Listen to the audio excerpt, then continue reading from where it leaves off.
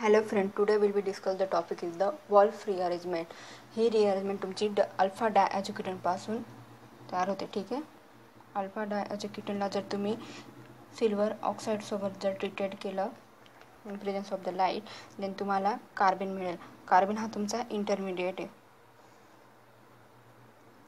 आणि तुम्ही जर याची रिअरेंज केले 1-2 शिफ्टने ओके रिअरेंज जर केलं तर तुम्हाला किटीन फॉर्म होईल.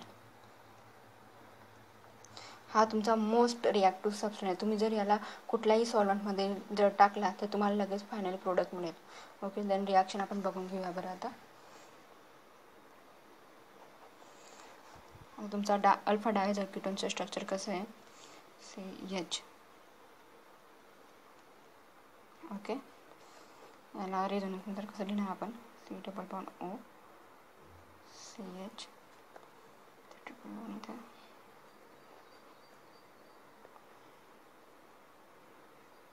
पॉझिटिव्ह झाला इथं तुमचा निगेटिव्ह साईन आला. ठीक आहे. आता या अल्फा डायॲजिकिटोनला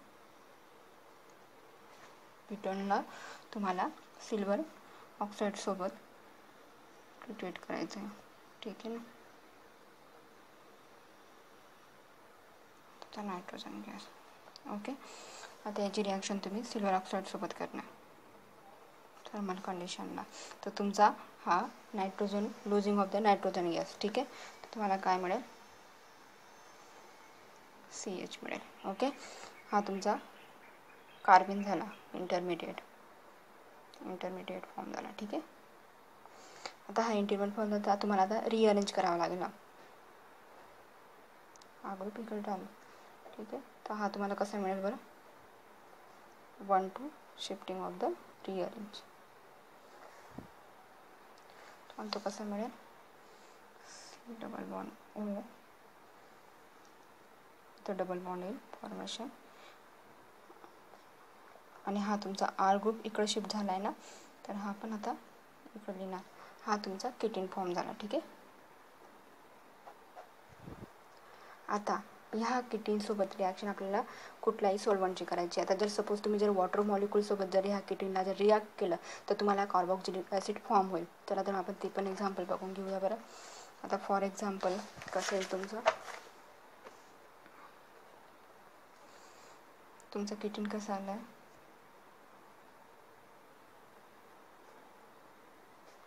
ओके. आता याची तुम्ही जर वॉटर मॉलिक्यूलसोबत जर रिॲक्शन केली ती कशी येईल तुमचा हा वॉटर मॉलिक्यूल जो आहे ऑक्सिजनवरचे जे लोन पेळ ते कार्बन ग्रुपला अट्रॅक्ट होतील आणि तो जॉईन रिअरेंज तर ती कशी होईल रिॲक्शन CH आणि इथं OH2 ओके वॉटर मॉलिक्यूलसोबत. तर तुमचा हा जो कार्बनचा निगेटिव्ह चार्ज आहे तो ॲब्स्ट्रॅक्ट दी प्रोटॉन कसा फॉर्म होईल तुमचा तो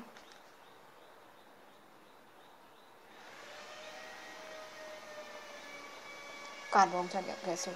तुम्हाला वॉटरपासून काय मिळालं वॉटरसोबत जर ह्या वॉटर सॉल्वंटसोबत जर रिॲक्शन केली तुम्ही या किटीनची तर तुम्हाला कार्बोक्सिलिक ॲसिड मिळतो.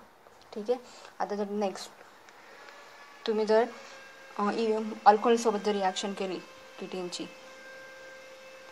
तर तुम्हाला काय मिळेल तर आपण मिथेनॉल घेऊन घेऊ बरं. अल्कोहोलसोबत रिॲक्शन करण्यासाठी तुमचे lone pair of the electron in the carbon ग्रुपला आणि shifting of the bond. Okay CH negative C∫O CH3 आणि हा H. Okay then carbon negative charge abstract the proton आणि ती रिॲक्शन कशी होईल RCH2 C∫O CH3 तुम्हाला काय मिळेल इथं ईस्टर फॉर्म होईल. ओके देन नेक्स्ट तुमचं काय येईल थर्ड आपण आता याची अमाइडसोबत रिॲक्शन करून घेऊ बरं.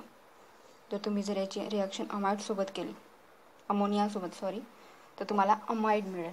ओके देन नायट्रोजनचे loan pair of the carbon group आहे हा बॉन्ड ब्रेक होईल negative charge formation CH negative C∫O आणि NH3 लावला आहे. ठीक आहे ना NH3 तर हा कार्बन ग्रुप हा एक हायड्रोजनला ॲब्स्ट्रॅक्ट करेल.